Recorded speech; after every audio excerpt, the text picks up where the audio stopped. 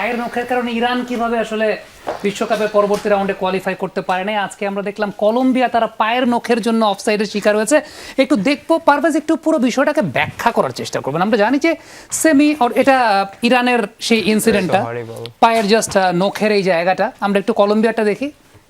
Same কলম্বিয়ারটা ওকে, এটা ইরানের সেই জায়গাটা। কলম্বিয়ারটাও যদি আমরা ওকে, এটা ইরানের সেই ইনসিডেন্ট যেটা ছিল, সেই অফসাইডের ইনসিডেন্টটা কলম্বিয়ার এক্স্যাক্টলি। এখানে কলম্বিয়ার এটা আরো ন্যারো গ্যাপ, আরো ন্যারো গ্যাপ। আমরা জানি যে আসলে সেমি অটোমেটেড অফসাইডের ওই জায়গাটা যদি আমরা একটু প্লে করি, তাহলে এই প্রযুক্তিটা আসলে কতগুলো ফ্যাক্টরের উপর বেস করে কাজ হয়। প্রত্যেকটা প্লেয়ারের গায়ে 29টা ডেটা পয়েন্ট আছে এবং প্রত্যেকটা ডেটা পয়েন্ট পার সেকেন্ডে 50টা করে ইনফরমেশন প্রোভাইড করে এবং সেই সঙ্গে বলের ভেতরেও কিন্তু সেই টেকনোলজিক্যাল জায়গাটা আছে যেখানে বল হয়তো বা প্রতি সেকেন্ডে 500টা ডেটা ট্রান্সফার করছে। সো আলটিমেটলি একটা বল থ্রু করার সময় অ্যাটাকার কই ছিলেন, ডিফেন্ডার কই ছিলেন, কত ডিগ্রি অ্যাঙ্গেলে তার বডি ছিল, কি ছিল, বলের অবস্থাটা কেমন ছিল, এই সব কিছু একদম সূক্ষ্মভাবে, আমি যেটা বলছিলাম যে প্রত্যেকটা প্লেয়ারের গায়ে কিন্তু 29টার মতো ডেটা পয়েন্ট থাকে এবং সেই 29টার মতো ডেটা পয়েন্ট প্রতি সেকেন্ডে 50টি ইনফরমেশন দেয়। পারভেজ, এতটা ইউনিক হওয়ার কি দরকার আছে বা এতটা অ্যাকুরেট হওয়ার কি দরকার আছে আসলে? এটা আসলে আপনি চিন্তা করেন, আপনি নিজে যেহেতু ক্রিকেটের কমেন্ট্রি করেন ইন্টারন্যাশনাল লেভেলে, সবচেয়ে বড় সমস্যাটা কোথায় হয়? ফর এক্সাম্পল, প্রোডাকশন টিম যদি আপনাকে সঠিক ফ্রেম রেটটা না দিতে পারে, সেই ক্ষেত্রে একটা স্টাম্পিং বা একটা রান আউটের ঘটনায় মানে কোন ফ্রেমটাতে আসলে সবচেয়ে অ্যাকুরেটলি ধরা যায়, যত বেশি ফ্রেম রেট, যত বেশি অ্যাকুরেসি, তত আপনার সিদ্ধান্ত সঠিক হওয়ার সম্ভাবনা। তো ওই জায়গা থেকে আমি বলবো যে টেকনোলজির অ্যাডভান্সমেন্টের কারণে এই লেভেলের অ্যাকুরেসি নিয়ে আসা সম্ভব হচ্ছে।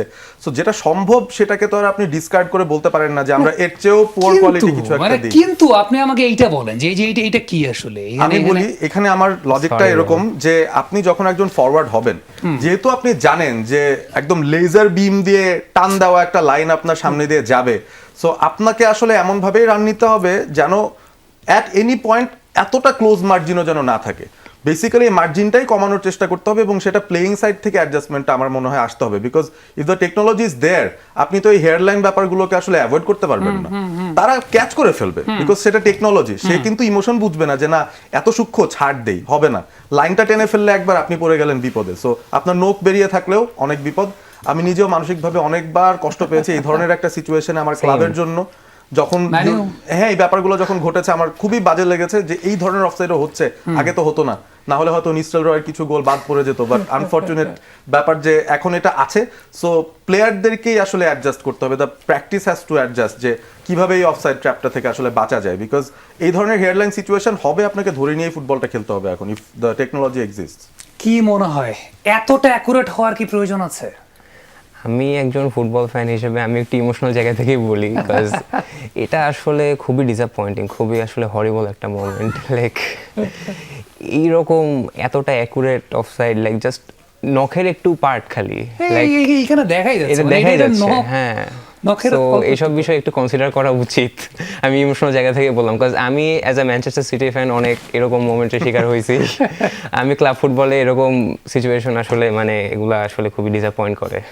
অর্থ ক্রিকেটে যেমন আম্পায়ার্স কল বলে একটা কথা আছে না, আমরা ক্রিকেট যখন দেখি, এইখানেও কি এরকম কোনো কিছু দরকার? মানে এতটা অ্যাকুরেট হলে তো সেটা আসলে সমস্যা। এখন বিএআর এর জিনিসটা হয়ে গেছে যে ইরানের ম্যাচটা খুব খারাপ লেগেছে যে না একদম মানে লাস্ট মোমেন্টে এসে গোলটা করে কিন্তু গোলটা পেল না। সো জিনিসটা খুবই disappointed. But as a Argentina fan boy 2014 সালেই যখন গঞ্জন হিগুয়েইন গোলটা করেছিল, ভিআরে কিন্তু বাদ পড়েছিল গোলটা। তো এটা খুবই ভিআরটা খুবই খারাপ লেগেছে জিনিসটা।